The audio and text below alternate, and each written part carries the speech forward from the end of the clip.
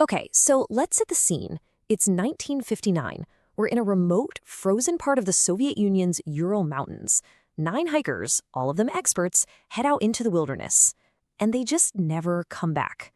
What a search party found where they disappeared would end up sparking one of the most chilling and totally baffling mysteries of the entire century. So weeks go by, and a search party finally finds the hikers' last campsite. But the scene they stumbled upon, it wasn't just a tragedy. It was completely baffling. None of the clues added up. The evidence they found was just deeply, deeply strange. So, the first major clue is the tent. It's still standing there on this snowy slope, but it's totally empty. Just a silent little monument in this huge, empty landscape. And this tent, well, this is really the epicenter of the whole mystery. It's where the story takes its first, really bizarre turn. Yeah, you heard that right. The tent wasn't ripped open by an animal or some other person trying to get in. No, the canvas was sliced open from the inside. This points to one thing: a desperate, frantic, overwhelming need to get out immediately. And this is the question that just haunts the entire case. I mean, think about it for a second. You're in a blizzard, it's way below zero. Your tent is your absolute lifeline. It's everything. So what could possibly be so terrifying inside the tent that you'd rather slice it open and run out into a fatal storm instead of just using the door?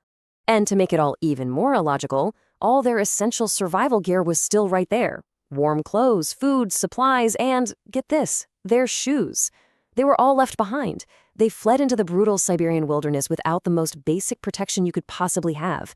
This wasn't some planned exit. This is just pure panic. Now, to really understand how completely bizarre this all is, you have to get who we're talking about here. These were not amateurs. These were not your average weekend campers. So let's rewind for a second and see who they were and what brought them to this desolate mountain pass in the first place. So this is crucial. This wasn't some group of unprepared kids. These were highly experienced, certified hikers, the best of the best in the Soviet Union at the time. They were skilled, they were prepared, and they were confident. They knew exactly how to handle this kind of harsh environment. And, up until that final fateful night, everything seemed to be going just fine. Their own diaries and the photos they took show a group in really high spirits, dealing with tough conditions, but nothing they couldn't handle.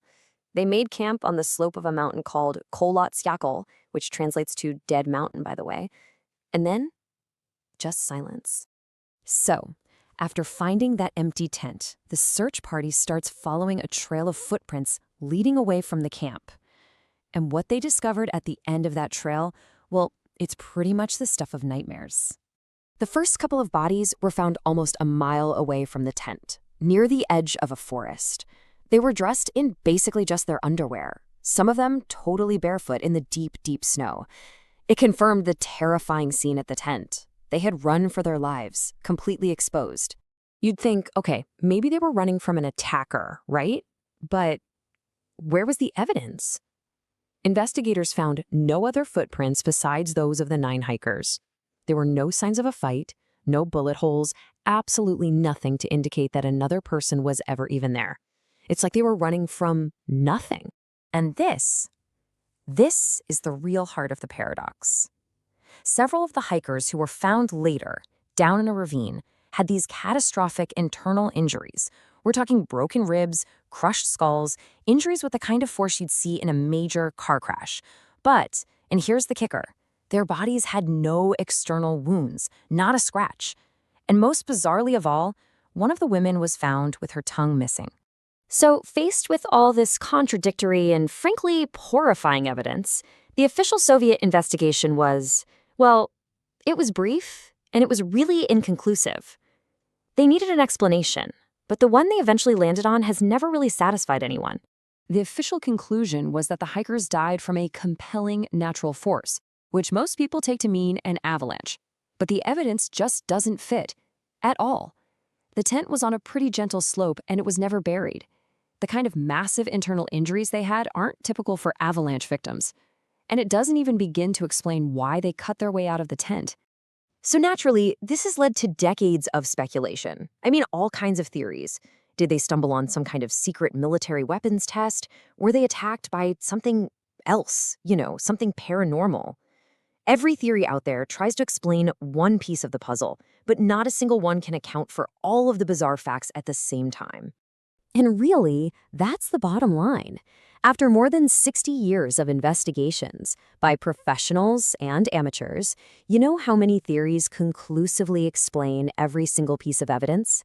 The tent, the missing clothes, those bizarre injuries, the lack of a struggle? The number is exactly 0.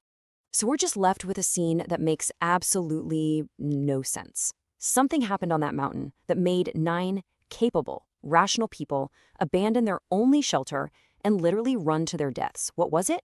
Well, that's the question that makes the Dyatlov Pass incident one of history's most chilling and absolutely perfect unsolved mysteries.